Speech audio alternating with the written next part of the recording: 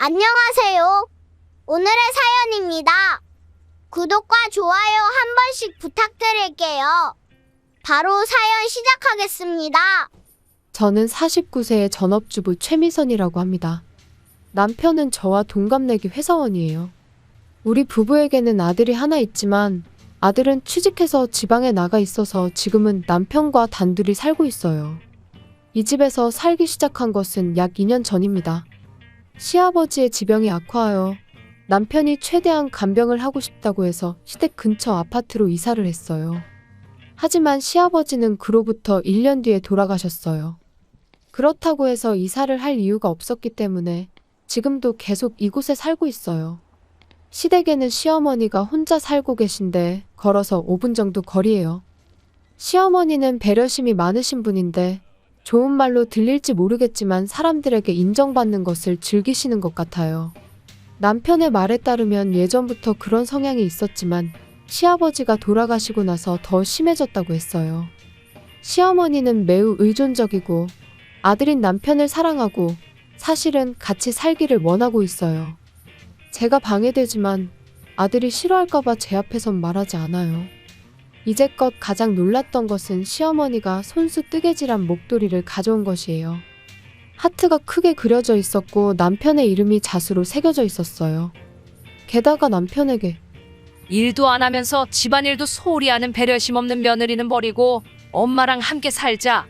라고도 말한 적이 있다네요. 하지만 남편은 시어머니의 간섭이 싫고 자꾸 고맙다고 말하는 걸 강요하고 남편이 시어머니에게 필요 이상으로 참견하지 말라고 역정을 낸 후 상황이 조금 나아지긴 했어요. 아마도 아들한테 미움받긴 싫으셨던 것 같아요. 시어머니는 그뿐만 아니라 저한테도 귀찮은 존재예요.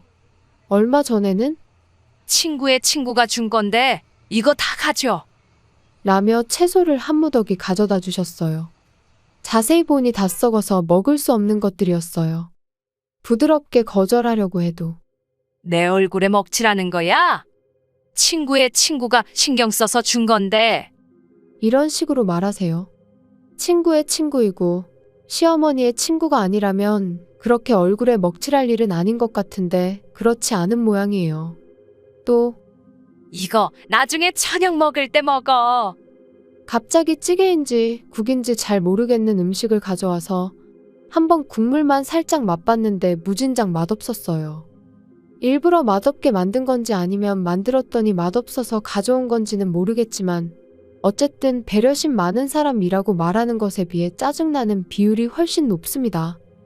시아버지께서 돌아가셔서 혼자 외로우시겠지 하는 생각에 조용히 지내왔는데 인내심이 바닥나기 전에 뭔가 조치를 취해야 할 때가 된 것 같았어요. 그래서 며칠 전에 남편과 이야기를 나눴어요. 어머님이 우리 집에 갑자기 찾아오는 것 좀 그만했으면 좋겠어. 특히 아무런 확인도 하지 않고 음식을 가져오는 경우가 많아서 엄청 골치 아파. 당신이 좀 말해주면 안 될까? 정말이야? 나는 당연히 먼저 연락하고 집에 오는 줄 알았어. 라며 놀라했어요. 그 다음날 아침에 볼일을 보러 가는데 시어머니가 전화하셨어요. 평소에는 전화가 없었는데 무슨 일인가 싶어 전화를 받아봤어요. 며느라, 오늘 카레 만들 건데 집에 몇 시에 돌아와? 갖다 줄 테니까 알려줘. 저는 머리가 하얘졌어요. 제가 원한 건 이런 게 아니었거든요. 남편이 어제 제가 한 말을 시어머니께 전한 게 틀림없었어요. 저는 절대 음식을 확인하고 배달해달라는 말은 하지 않았어요. 내가 말하고 싶었던 것은 연락 없이 오지 말아달라는 것과 음식은 필요 없다는 것이었죠. 아마도 남편이 빙빙 둘러서 말을 한 것 같았어요. 저도 빙빙 둘러서 오늘은 모임이 늦게 끝날 것 같아서 몇 시에 집에 올지 모르겠다. 어제 남은 음식도 있으니 굳이 안 가져다 줘도 된다고 말했어요. 그런데도 그럼 현관 앞에 두고 갈게. 라고 하면서 거절하는 것도 무시하고 전화를 끊었어요. 게다가 집에 돌아와 보니 현관 앞에는 국그릇에 담긴 카레가 놓여 있었어요. 도대체 언제부터 저기 있었는지 궁금했어요. 국그릇에 담긴 채로 그대로 놓여 있어서 위생 상태도 걱정되고 도저히 손댈 엄두가 나지 않았어요. 남편에게는 집에 돌아오면 있는 그대로 말해야겠다고 생각했어요. 잠시 후 귀가한 남편에게 오늘 있었던 일을 이야기했어요. 그러자 남편은 뭐? 나 어제 얘기 아직 못했는데? 이번 주말에 말하려고 했었어. 당연히 남편이 얘기했다고 생각했는데 의아했어요. 그럼 내일 집 앞 마트에서 행사한다는데 같이 가볼래? 그리고 다음날 남편과 함께 장보러 마트에 갔는데 거기서 시어머니를 만났어요. 저희는 20만 원 이상 구매해서 영화 예매권을 행사 상품으로 받았어요. 영화표 주말에 쓸 수 있는 거네. 이번 주에 보러 가자. 그리고 주말이 돼서 영화관에 갔을 때 또 시어머니와 마주쳤어요. 뭔가 이상했어요. 저는 시어머니에게 여긴 어쩐 일이냐고 물었는데 이 영화가 재밌다고 들어서 예매했다고 하셨어요.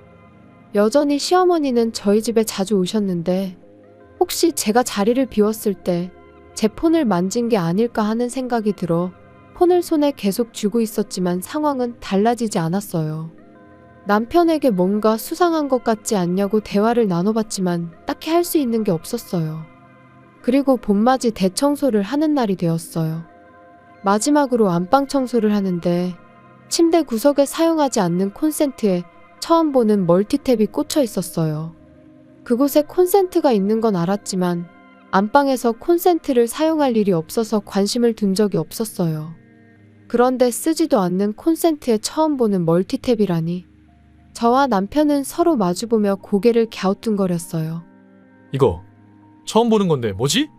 그리고 남편이 멀티탭을 뽑았어요. 뽑은 멀티탭을 유심히 쳐다보던 남편은 얼굴이 일그러졌어요. 저는 왜 그러는지 몰라 함께 인상을 쓰며 남편을 보고 있었어요. 그러자 남편은 멀티탭을 내려놓고선 저에게 방에서 나가라는 손짓을 하더라고요. 안방을 나와 거실로 가자 남편은 작은 목소리로 저거 도청기 같은데? 자세히 보면 좀 생긴 게 이상해. 뭐? 도청기라고? 남편은 다시 가서 자세히 좀 보라는데 저는 아무리 봐도 그냥 멀티탭처럼 보였어요. 그러고 보니 얼마 전에 남편과 함께 TV에서 도청장치에 관한 뉴스가 나왔을 때 멀티탭 모양으로 많이 속인다는 걸 보긴 했어요. 만약 진짜 도청기라면 누군가 우리 집에 들어왔었다는 걸 의미했어요. 도대체 누가? 우리 집에 왜? 여보, 이거 경찰에 신고해야 하는 거 아니야? 기분 나쁨과 두려움에 소름 끼치고 있을 때 인터폰이 울렸어요. 시어머니였어요. 이거 아들 입을 스웨터야. 요즘 많이 춥지? 이거 두껍게 짰으니까 추울 때 입어. 웃으면서 남편에게 스웨터를 건네줬어요. 게다가 시어머니는 감기 걸렸을 땐 저번에 준 유자차가 좋아. 라고 말씀하셔서 저는 혹시나 하는 생각이 들었어요. 지금 대청소를 하고 있고 대청소가 다 끝나면 방문을 흰색 페인트로 칠할 생각인데 페인트가 마르고 냄새가 빠지는데 반나절 정도 걸려서 오늘 밤은 둘이서 밖에서 잘 예정이라고 말하고 시어머니를 돌려보냈어요. 그 후 남편과 이야기해보니 남편도 저와 같은 생각을 하고 있는 것 같더라고요. 경찰에 신고해야 하지 않을까? 남편에게 속삭이며 물었지만 남편은 난감한 표정을 지었어요. 이런 일로 경찰 부르면 친척들 보기 민망하잖아. 이걸 왜 설치했는지도 모르고. 우리는 도청기를 설치한 게 시어머니라고 생각했어요. 어떻게 들어와서 어떤 목적으로 달았는지 궁금한 점이 한둘이 아니었어요. 최근 시어머니가 집에서 대화 나눈 곳에 나타나기도 하고 아까 남편이 감기에 걸렸다는 사실을 말한 적 없는데 어떻게 아셨을까 하는 의구심이 들었어요. 일단은 시어머니가 제일 의심돼서 확신하기 위해 추궁을 하든 경찰을 부르든 어떻게든 증거부터 확보해보자고 했어요. 그리고 이런저런 이야기를 나누던 중에 남편이 뭔가 좋은 생각이 났다는 듯 나한테 다 방법이 있어. 라고 말하며 멀티탭을 들고 나왔어요. 그리고는 작은 방으로 가져가서 콘센트에 꽂았어요. 그 다음 신문지를 가져와 덮고 선풍기를 틀었어요. 저는 뭐 하는 거지 싶어 빤히 쳐다만 보고 있었는데 남편이 방에서 나와서 설명을 해줬어요. 신문지를 덮고 거기에 바람을 쐬면 도청기에서 바스락거리는 소리가 들리겠지. 그러면 분명 고장났다고 생각할 거야. 그럼 회수해 가거나 다른 걸로 바꾸던가. 아무튼 다시 와야 할 거야. 그러니까 우리는 며칠 동안 가만히 기다리다가 누군가가 나타나면 그 사람이 범인인 거지. 만약 엄마가 정말 범인이라면 무슨 핑계로든 집에 들어와서 우리가 안 볼 때 안방에 들어가려고 할 거야. 그러면 그때 현장을 잡으면 되는 거고. 남편의 계획대로 며칠 지켜보려고 했어요. 하지만 그날 밤에 바로 사건이 발생했어요. 좀 전에 시어머니한테 밖에서 잘 거라고 말했었는데 이런 일이 벌어졌으니 페인트 칠을 일단 중지하고 집에 머물기로 했어요. 그런데 자정이 되자 현관문이 열리는 소리가 들렸어요. 저와 남편은 깜짝 놀라서 서로를 바라봤어요. 그리고 안방문이 열렸어요. 저는 그 순간에 전등을 켰어요. 거기에는 시어머니가 서 있었어요. 이럴 수가. 너희 왜 있는 거야? 시어머니는 못 볼 걸 본 듯 굳으셨어요. 오늘 집에 있기로 했어요. 왜냐하면 집에서 도청기가 발견됐거든요. 그래서 고장난 것처럼 꾸며놨는데 어머님이 오셨네요? 시어머니는 뒷걸음질 쳤어요. 하지만 남편은 이를 놓치지 않고 손에 쥐고 있는 현관 열쇠를 뺐었어요. 이 열쇠 어디서 났어요? 아무도 열쇠 준 적 없을 텐데요.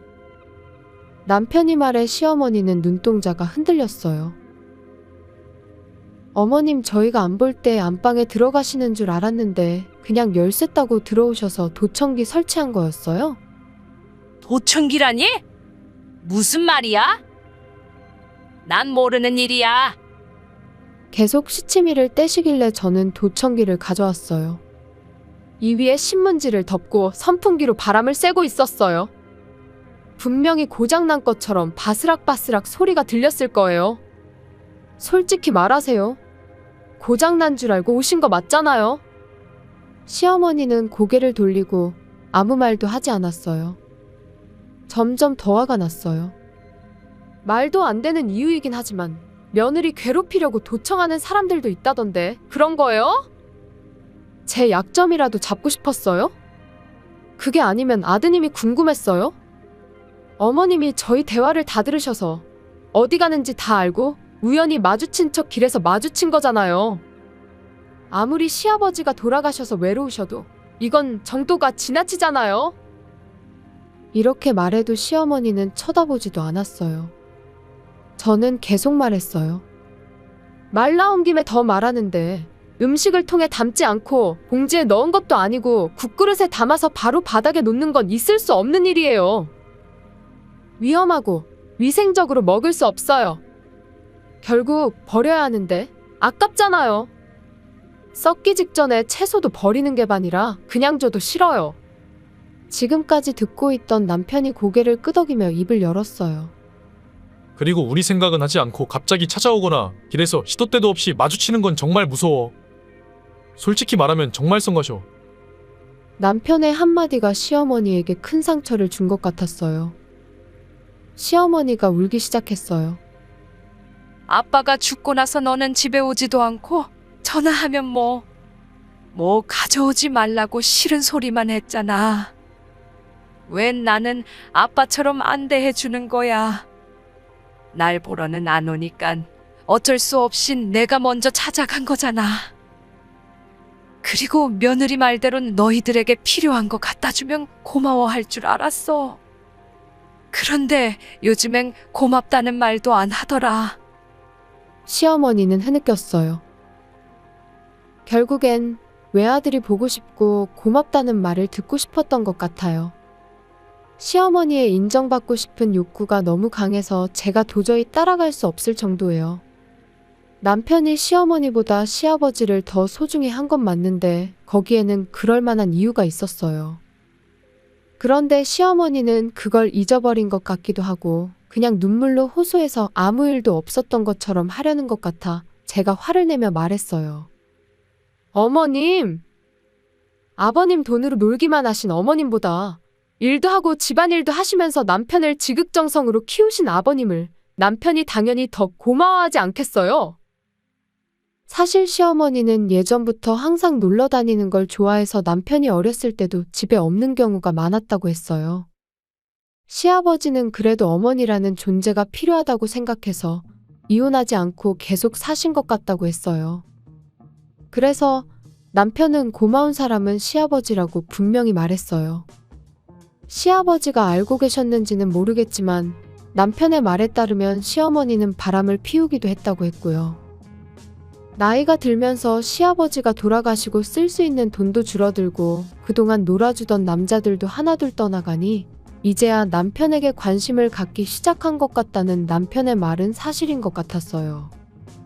엄마에게 감사하려고 해도 사실 아빠가 돌아가셨을 때 이사 가려고 했는데 집사람이 엄마가 나이도 있고 걱정되니까 가끔이라도 안부라도 물어봐주면 좋겠다고 해서 이사 안 가고 있는 거야. 그러니까 고마워해야 하는 건 엄마 아니야? 그러자 시어머니는 다시 울음을 터뜨리며 외로웠다고 말했어요. 외롭다고 무단 침입하고 도청기를 설치하거나 범죄를 저질러도 되는 거예요? 친척들에게 수치스러운 일인 건 알지만 이건 경찰에 신고해야 할 것 같아. 진심으로 사과도 안 하고 말이야. 남편의 말이 끝나자마자 울먹이던 시어머니는 울음을 멈췄어요.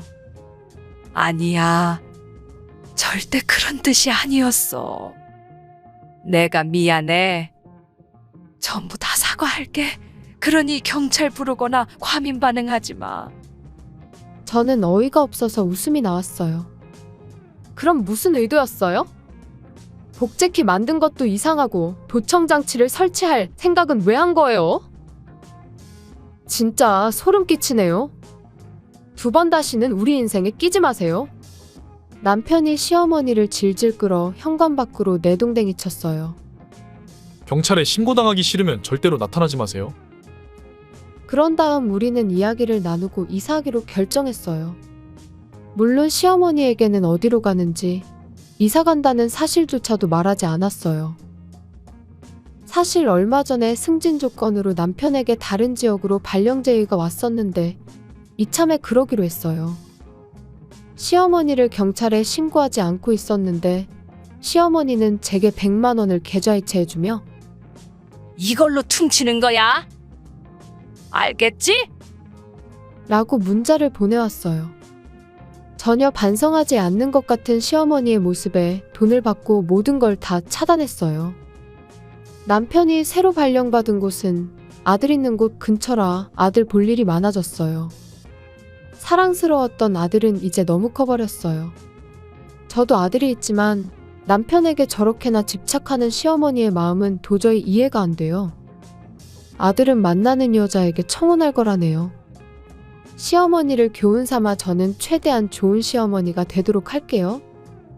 시청해주셔서 감사합니다.